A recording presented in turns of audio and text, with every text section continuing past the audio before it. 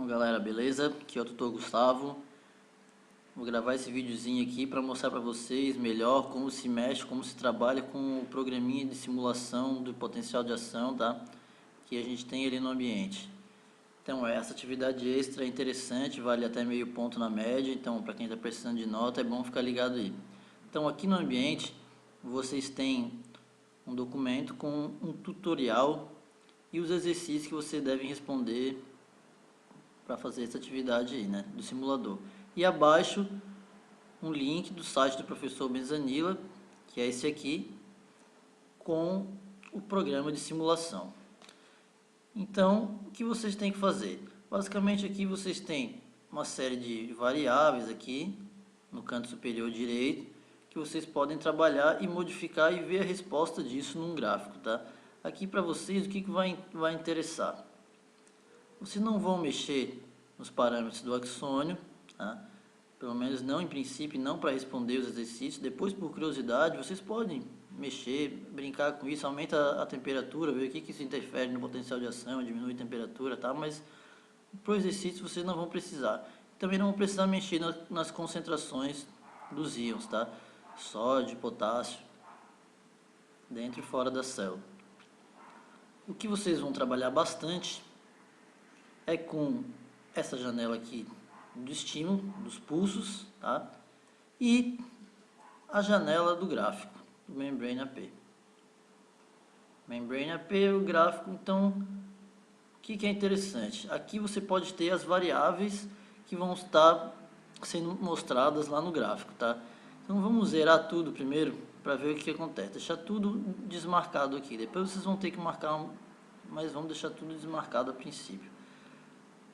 Claro que o ideal, melhor que vocês tenham a fazer, é abrir as duas janelas uma do lado da outra, porque aqui na janela da direita você dá o estímulo e vai ver o que esse estímulo vai resultar no gráfico à esquerda. Então você muda o valor ali e já aparece o valor modificado no gráfico, tá? Então é interessante você manter essas duas janelas abertas uma do lado da outra.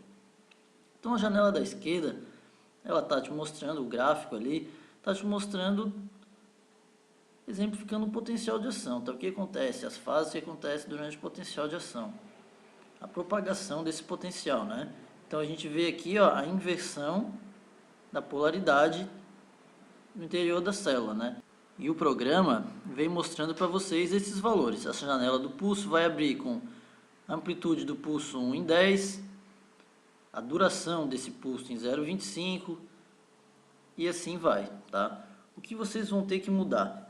Lembrando que sempre que vocês mudarem algum valor nessa janela aqui, vocês têm que dar Enter para ele poder jogar esse valor no gráfico, tá bom?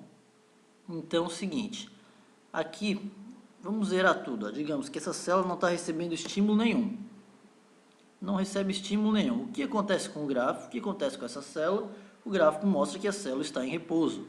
Então dá para ver pelo gráfico aqui, ó, em repouso, o potencial de repouso da membrana de uma célula, vocês sabem que é em torno ali de menos 65, menos 60, menos 70, tá? Então é o que está mostrando aqui no gráfico.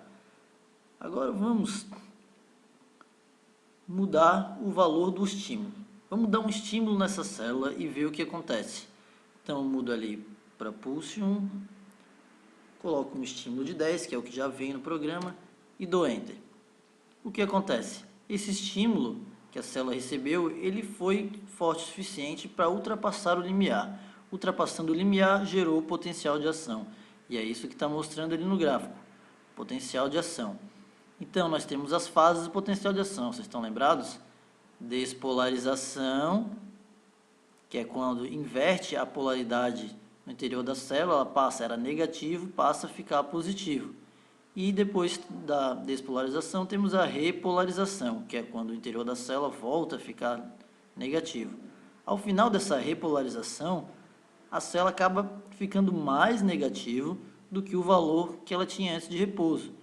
E esse período é chamado então de hiperpolarização, tá? Ela fica mais negativa ainda. Depois ela acaba retornando ao seu valor de potencial de repouso, tá? O que nós vamos mudar aqui agora para vocês, tá?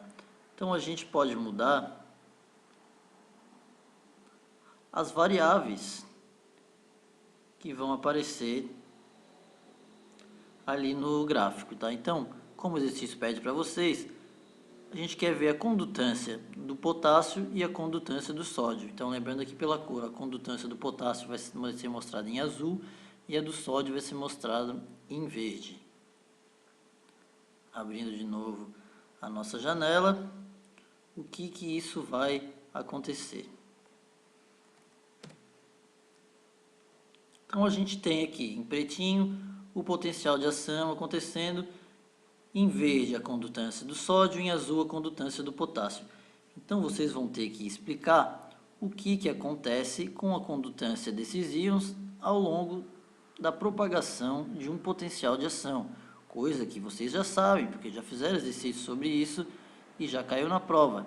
Então aqui vocês têm que ver, ó, durante a fase de despolarização, o que está acontecendo com a condutância dos íons? Vocês estão vendo aqui a condutância do sódio está bastante alta.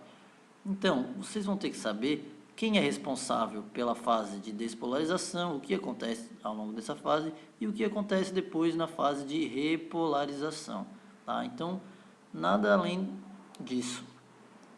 Outra coisa que o exercício também vai pedir para vocês é adicionar um segundo pulso, ou seja, adicionar um segundo estímulo após esse primeiro. Como vocês vão fazer isso? Vocês vão utilizar essa casinha aqui, ó, do pulso 3, tá? Então, abaixo dele vocês vão adicionar outro estímulo. O valor dele vai ser o que o exercício vai estar pedindo para vocês. Vamos usar aqui o mesmo valor do primeiro estímulo, assim como a mesma duração, 60, 60. O que aconteceu?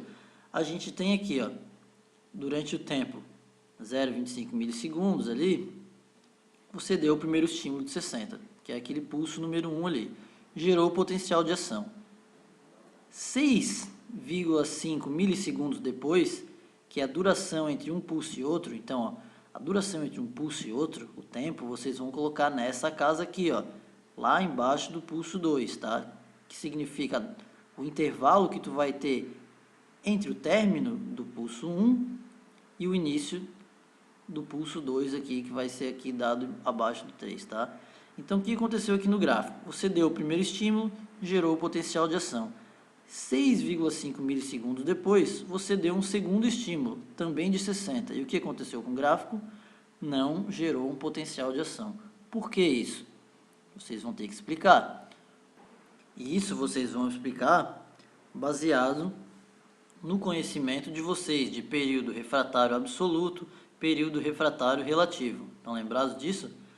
Agora, se eu tiver ao invés de 6,5 milissegundos de intervalo entre o primeiro pulso e o segundo, eu aumentar para 8. Vamos ver o que acontece com o gráfico. Então, botei 8, dei o Enter. Opa, gerou um potencial de ação. Esse segundo estímulo foi capaz, então, de gerar o segundo potencial de ação. Por que isso aconteceu? Por que com 6,5 milissegundos de intervalo eu não consegui e com 8 milissegundos eu consegui gerar? Isso o exercício vai pedir para vocês explicarem e eu acredito que vocês têm capacidade de explicar isso. Agora, voltando ao meu 6,5 milissegundos de intervalo. E agora, aumentando a amplitude do segundo pulso, então vamos de 60 para 100, o que acontece? Gerou um segundo potencial de ação. Então, vocês vão ter que explicar no exercício por que com um determinado intervalo e uma determinada amplitude eu não consigo gerar um segundo potencial de ação e com o mesmo intervalo, só que com uma amplitude diferente, um pouco maior, eu consigo gerar esse segundo potencial de ação.